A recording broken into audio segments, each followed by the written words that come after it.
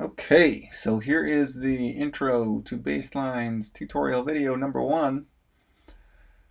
Please take the time to go over all of this reading.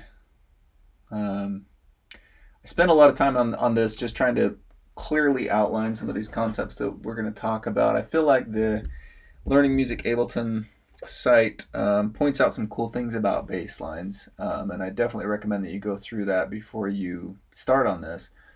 But I also feel like they don't really lay a good groundwork for writing your own bass line. So I'm going to point out a few other things and kind of get you working on some bass lines in some other creative ways. And hopefully with all of that together, you'll have some good ideas about some strategies for making good bass lines. So please take a second and look through all this. There's some clips, listen to these songs. You don't need to listen to the entire song, but listen to, a minute or so that you can get a feel for the bass line and really try and pay attention to that bass line and how it interacts with the rest of the song. I give you some Bob Marley, got some Johnny Cash, got some Sonny Rollins, some jazz, some Radiohead, so that's some 90s rock, and some Mac Miller, some hip hop. So a good sampling of a lot of different styles and approaches to basses. But I hope that in all of it you see some of the commonalities between bass lines and what makes them work and what makes them cool. So let's get to your assignment. So for this first tutorial, I'm mostly going to focus on just getting your session set up and then run you through these steps that you need to go through. So first of all, open up your chord progression Ableton project. And I want you to save it, but we're going to save it as. So go up to File and go to Save Live Set As. And the reason why we're doing this, I actually want you to change the name of it from chord progressions to basslines. Now it's still going to keep your chord progressions ALS file. So when you open up this project folder, the project folder is going to still be called chord progressions. But inside the chords progressions folder, I'll just show you. Inside that, you'll see two .als files now.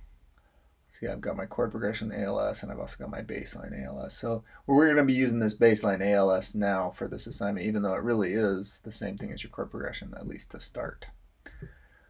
Okay? And then next thing, I went through your chord progression assignments today, and I noticed that some of them were quite messy, I would say, just not orderly. And so the first thing that I would do is let's organize these and hopefully name your tracks. That was one thing that I saw missing from a lot of them. So here we've got the 1-5-6-4 chord progression. I've got the reggae one. I've got my own ideas, number 1 and 2 labeled right there. And you can see my track is actually called my chord progression. So I get an A. If yours doesn't look like this, try and clean it up so that it is organized. I understand if you had like some scratch pad ideas that you ended up not wanting to keep, delete those, get rid of those, and just get back to these 4 progressions that you need: 1-5-6-4, a reggae, and then 2 of your own. And I've got some other stuff here that I'm going to show you in the demo on a future video. But so yours should just look like these 3 right here. So the first thing, let's look at this demo. Or the tutorial rather. I need you to create a MIDI track and add a bass instrument to that track. So let's go ahead and do that. To create a new MIDI track, go to Create and Insert New MIDI Track. And it's purple. And we need to find a good bass sound. So let me give you some advice on the bass sounds. I noticed that one of the problems I saw with some of yours is that you kind of got lost in finding good sounds. So I'm going to narrow it down for you. We'll find a good bass part because there's a lot of like weird synth bass parts that I don't want you to get lost in. Go down here in Places to Packs and find, we'll go search term up there.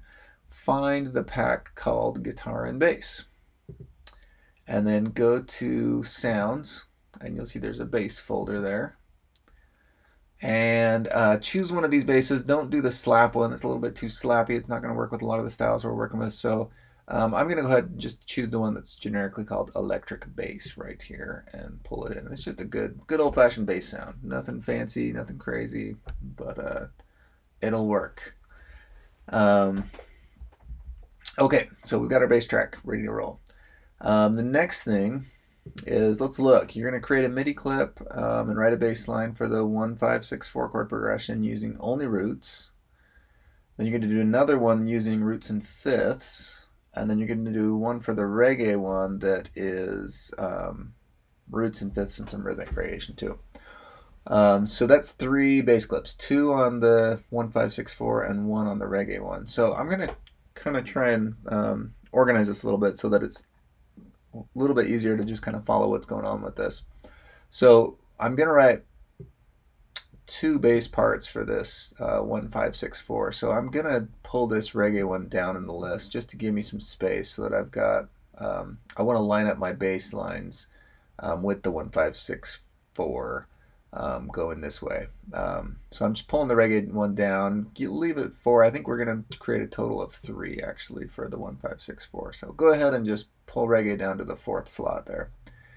And then the reggae, we're going to end up writing 2 bass lines for it. So leave 2 spots available for it, and then move your ideas down, and then you're going to need to have space for 2 different bass clips on your 2 chord progressions also.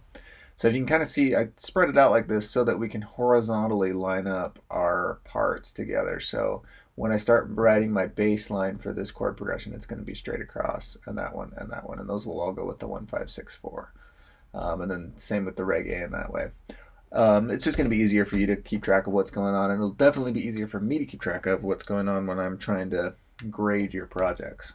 So if yours does not look nice and clean like this right now, push pause and look at my screen and make your screen look like this. And again, these 2 tracks over here are for some demo purposes later. So you should just have 4 tracks, and 3 of them are for your chord progressions and 1 for electric bass.